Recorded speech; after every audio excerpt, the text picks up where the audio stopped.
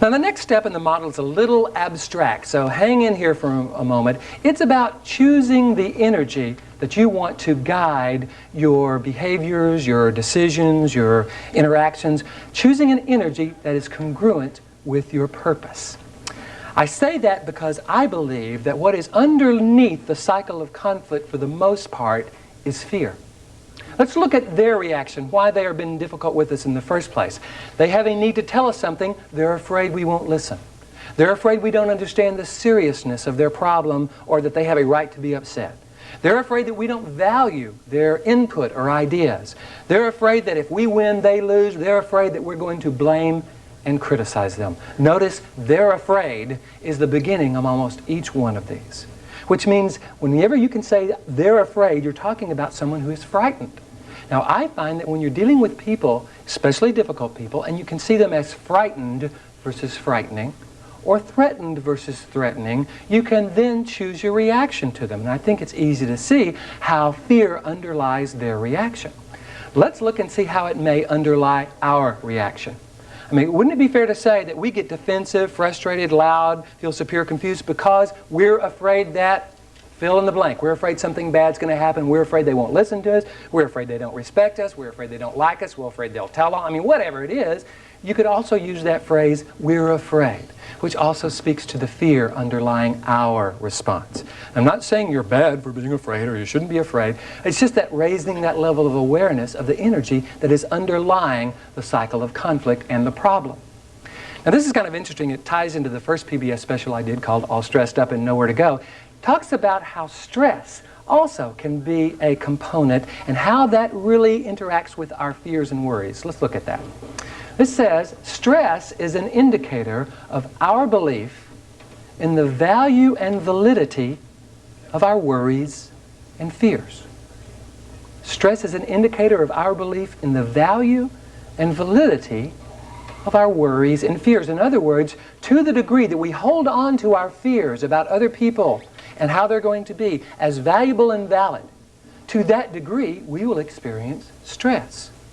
And as such, stress can be a valuable indicator that we may be holding on to beliefs that don't serve us. So what I'm encouraging you to do to choose an energy very purposefully. Some people call this energy awareness. Other people call this energy compassion.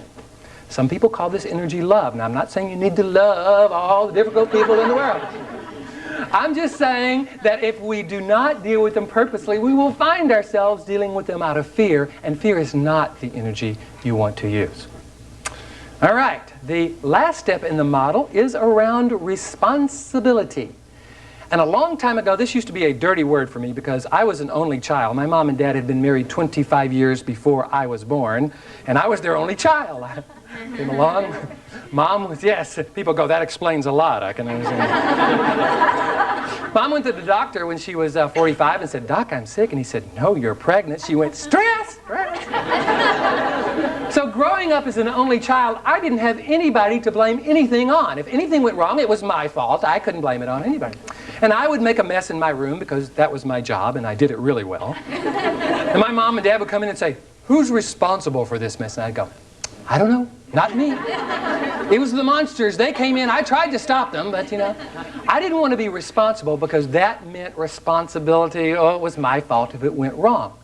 Matter of fact, I started my career as a musician. And when someone would come up and complain about the band, I'd go, dip, dip, dip, I'm just the drummer. I don't make these high-level corporate decisions. Don't talk to me, not my fault, you know. In other words, I used to deal with responsibility by abdicating it, giving it away to somebody else. However, I noticed that the more I gave that responsibility away, the more power they had in my life. And I wanted to take that back and to be more influential in how I interacted with people. So I had to change the meaning of the word responsibility. I saw this somewhere, that responsibility can mean our ability to respond. Responsibility, our ability to respond. And I think that's something that we all know that we do want. We do want the ability to respond to people in a purposeful way, in a way that doesn't fuel the cycle of conflict.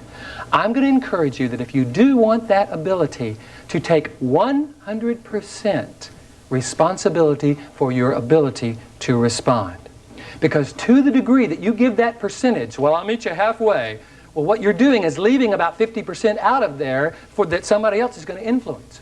So if you really want to be influential, powerful in your interactions with others, I would encourage you to take 100% responsibility for your ability to respond.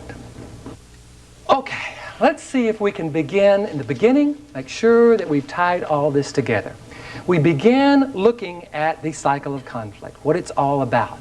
How in many ways it is a cycle that feeds off of itself.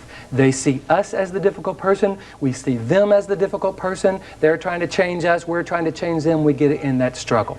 We've also seen that the more we try to change them, the worse they get, the tighter their fists get, the lesson of the fist.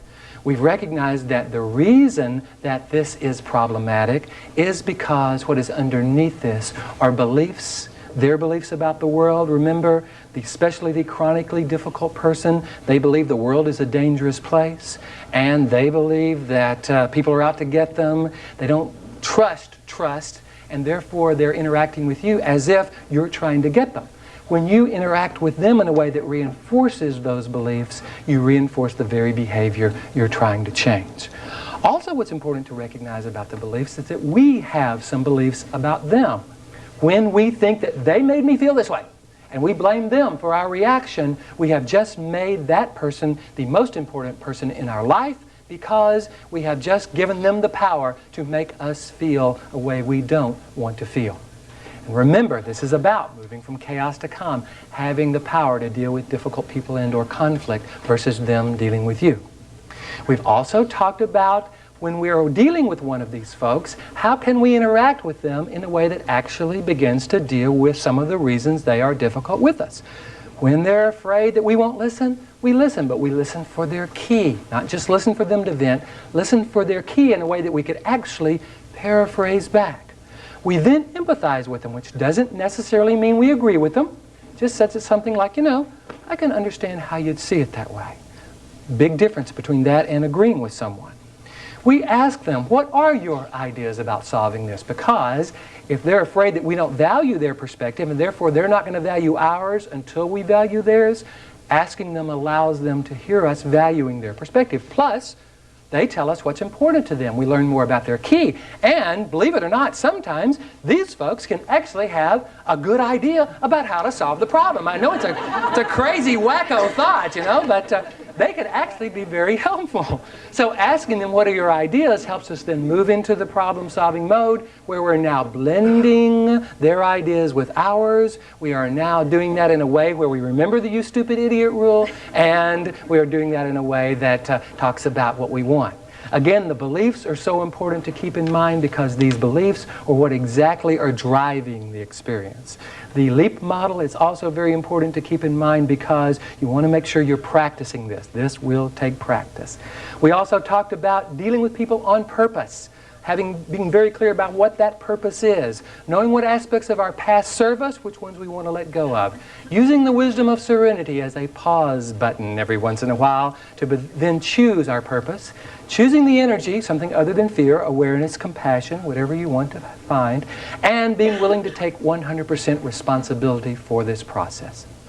I believe that when we do this, we become more powerful in our lives. That's why I like to call this model the power model, P-O-W-E-R. It's about us becoming more powerful in our ability to deal with people in a way that not only solves the problem, but can begin to stop it before it starts.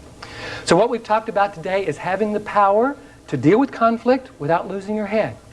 Having the power to deal with difficult people versus them dealing with you. Having the power to move from chaos to calm. I hope you found this to be valuable. You have been a great group. Thank you so much. I appreciate it.